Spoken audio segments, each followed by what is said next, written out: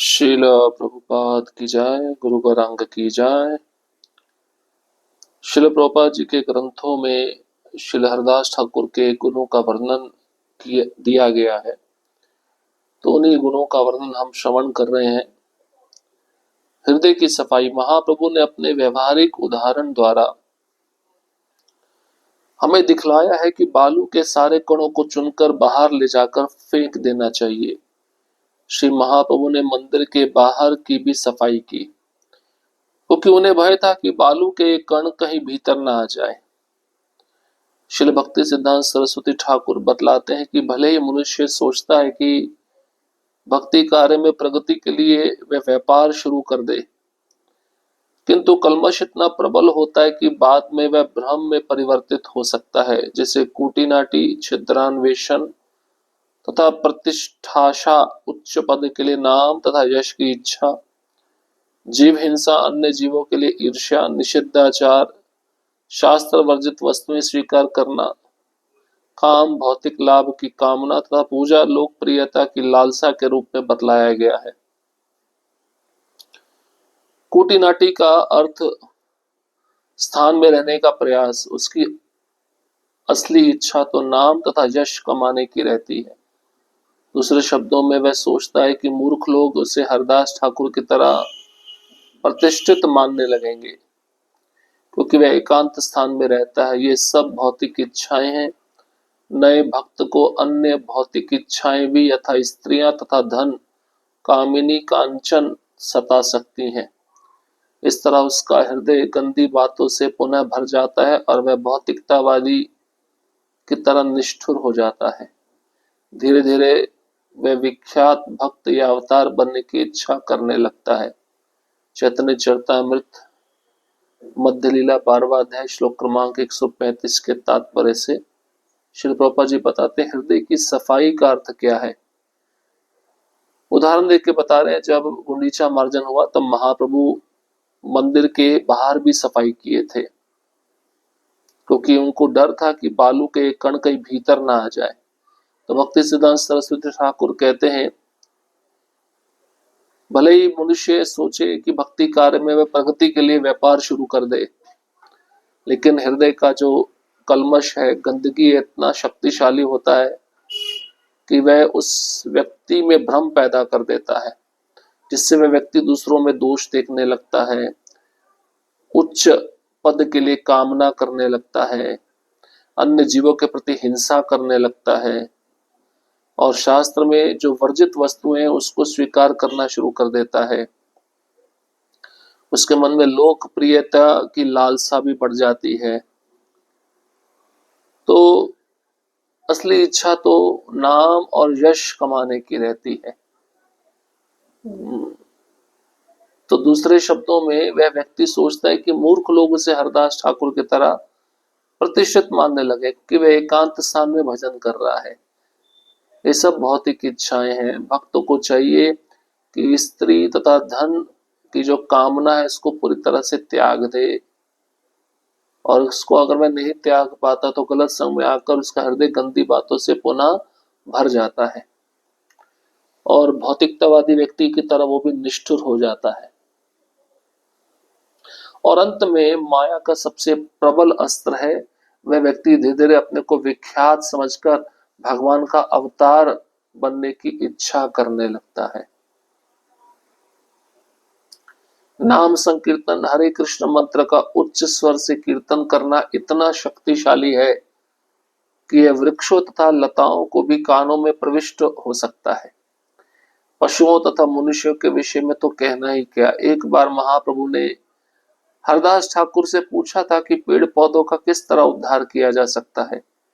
इस पर हरदास ठाकुर ने कहा था कि हरे कृष्ण महामंत्र के उच्च स्वर के कीर्तन से न केवल पेड़ पौधे अपितु कीड़े मकोड़े तथा अन्य सभी प्राणी भी लाभान्वित होंगे। अतः हरे कृष्ण ऊंचे कीर्तन से क्षुब्ध नहीं होना चाहिए, क्योंकि ये कीर्तन करने वाले के लिए ही नहीं अपितु इसे सुनने का अवसर पाने वाले हर एक श्रोता के लिए भी लाभप्रद है। तो पहले भी हमने चर्चा सुना था हरदास ठाकुर और चैतन्य महाप्रभु के बीच में। चैतन्य महाप्रभु का प्रश्न था कि जो जड़ वस्तु है उनका उद्धार कैसे होगा? जैसे वृक्ष है, लताएं हैं, पेड़ हैं। तो हरिदास ठाकुर कहते हैं कि जब आपने हरिनाम किया, उस हरिनाम की प्रतिध्वनि हुई, तो ये प्रतिध्वनि उन वृक्षों के द्वारा कीर्तन था।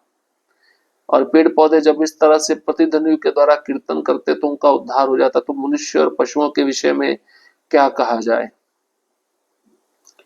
कीर्तन करने से पेड़ पौधे ही नहीं, कीड़े मकोड़े अन्य सब प्राणी भी लाभान्वित होते हैं। इसलिए कीर्तन से क्षुब्ध नहीं होना चाहिए। इस कीर्तन को सुनने का अवसर जो भी प्राप्त करता है वह श्रोता लाभप्रद हो जाता है।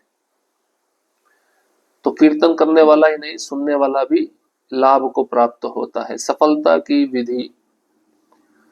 यद्यपि कृष्ण चाहते हैं कि हर व्यक्ति उनके चरण कमलों में शरण ले, किंतु लोग अपने पाप कर्मों के कारण ऐसा नहीं कर पाते। नमाम दुष्कृतनो मूढ़ा प्रपद्यन्ते नराधमा। पाप करने वाले धूर्त तथा मूर्ख अधम जन अचानक कृष्ण के चरण कमलों पर आत्मसमर्पण नहीं कर सकते।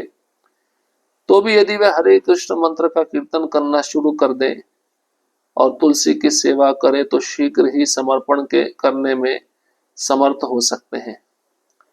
मनुष्य का वास्तविक कर्तव्य कृष्ण के चरण कमलों में आत्मसमर्पण करना है, किंतु यदि वे ऐसा नहीं कर सके तो उसे इसी विधि को अपनाना चाहिए जिसका सूत्रपात श्री चैतन्य महाप्रभु तथा उनके परम विश्वस्त सेवक नामाचार्य हरदास ठाकुर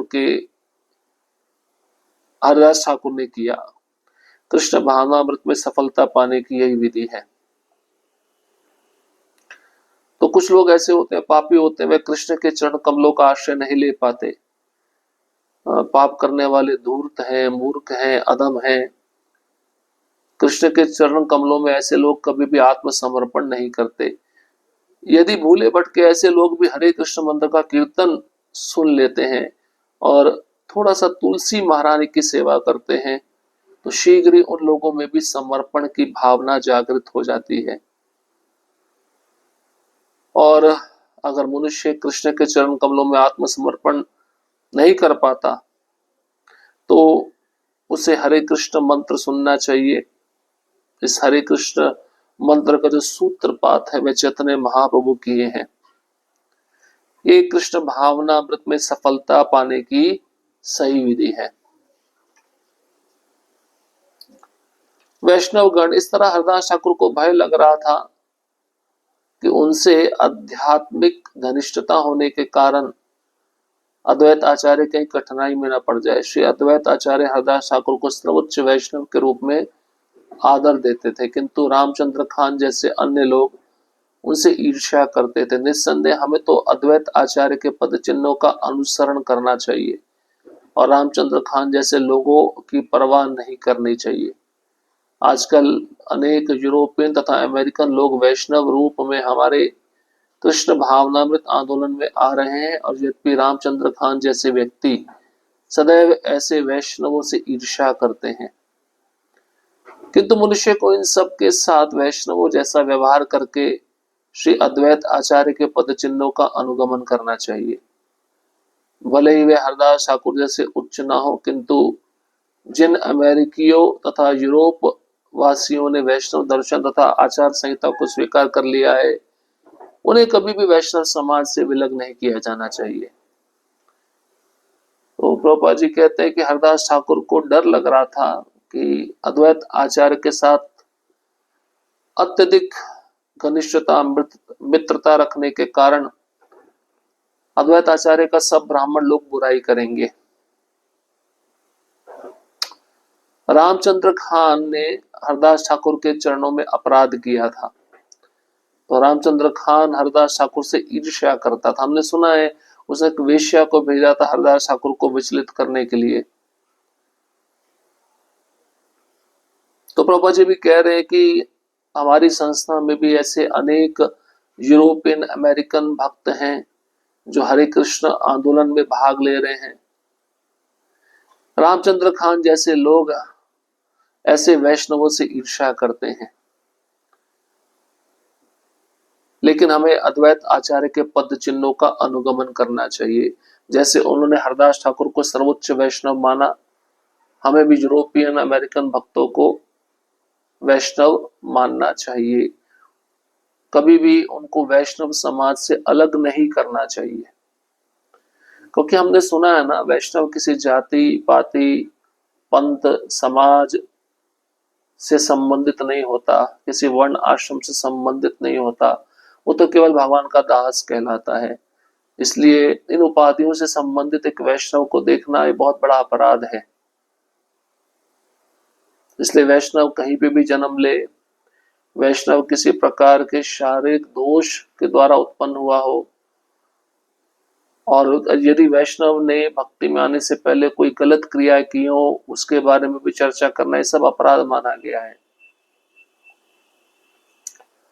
हरदास ठाकुर का पद श्राद्ध वह प्रसाद है जो वर्ष या मास की किसी विशेष तिथि को पितरों को दिया जाता है।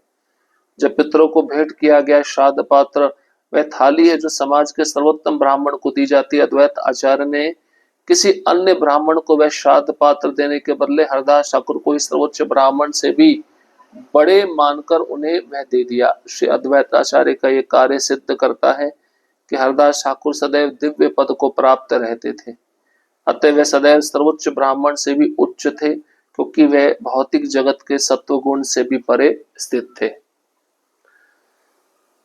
तो हरदास ठाकुर का पद बताया गया। हरदास ठाकुर को 3 गुणों में नहीं आंका जा सकता। हरदास ठाकुर विशुद्ध सत्व में हमेशा स्थित रहते थे। हरदास ठाकुर का स्थिति सर्वोच्च ब्राह्मण से भी बढ़कर था। तो अद्वैत आचार्य का ये जो कार्य है हरदास ठाकुर को श्राद्ध पात्र देना, सिद्ध करता है कि हरदास ठाकुर सदैव दिव्य पद पे रहते थे, सर्वोच्च ब्राह्मण से भी वह ऊंचे थे, और भौतिक जगत में जो सबसे श्रेष्ठ गुण है सत्व गुण, उससे भी ऊपर थे। विधि विधानों का पालन, जब तक ईश्वर के रागानुग प्रेम के पद तक पहुंच न लिया जाए तब तक विधि विधानों का पालन करना चाहिए। हरदास ठाकुर इसके जीवंत प्रमाण थे कि विधि विधानों का किस तरह पालन किया जाए। भगवान निजी सहायक, इस अवतार में तुम्हारी भूमिका सामान्य लोगों का उद्धार करने की है। तुमने इस जगत में पवित्र नाम की महिमा का पर्याप्त प्रचार किया है। तात्पर्य, हरदास ठाकुर नामाचार्य कहलाते हैं क्योंकि उन्होंने हरिनाम कीर्तन की महिमा का प्रचार किया। तुम्हारा अवतार कहकर श्री चैतन्य महाप्रभु पुष्टि करते हैं कि हरदास ठाकुर ब्रह्मा जी के अवतार हैं। श्रील भक्ति सिद्धांत सरस्वती ठाकुर कहते हैं कि बड़े बड़े भक्त भगवान को उनके अभिष्ट कार्य में सहायता पहुंचाते हैं, और ऐसे भक्त हैं निजी सहायक, भगवान की इच्छा से अवतरित होते हैं। भगवान से इच्छा से अवतरित होते हैं और उनकी इच्छा से दक्ष भक्त भी उनके अभिष्ट कार्य में सहायता करने हेतु अवतरित होते हैं। इस प्रकार हरदास ठाकुर ब्रह्मा जी के अवतार है, और अन्य भक्त भी जो भगवान के अभिष्ट कार्य को संपन्न करने में सहायता करते हैं उसी तरह से अवतार होते हैं। तो जो भक्त भगवान की लीला में मदद या सहायक बनकर आते हैं उनको भी साधारण नहीं समझना चाहिए। यहाँ पे हरदास ठाकुर कौन है? ब्रह्मा जी हैं, और भगवान के आदेशानुसार वह भगवान को सहायक बनकर उनकी लीला में आनंद प्रदान करने के लिए अवतरित हुए हैं। तो जो भक्त भगवान के निजी सहायक बनकर भगवान की इच्छा को पूरा करने के लिए आते हैं उनको दक्ष समझना चाहिए। तो भगवान ने उनको किसी न किसी विशेष कार्य करने हेतु इस पृथ्वी पर भेजा है, तो ऐसे भक्तों का भी आविर्भाव अवतरित रूप में समझना चाहिए।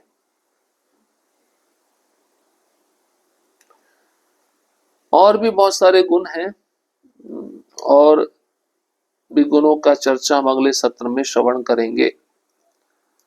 हरे कृष्ण कृष्ण कृष्ण हरे हरे, हरे राम राम राम हरे हरे।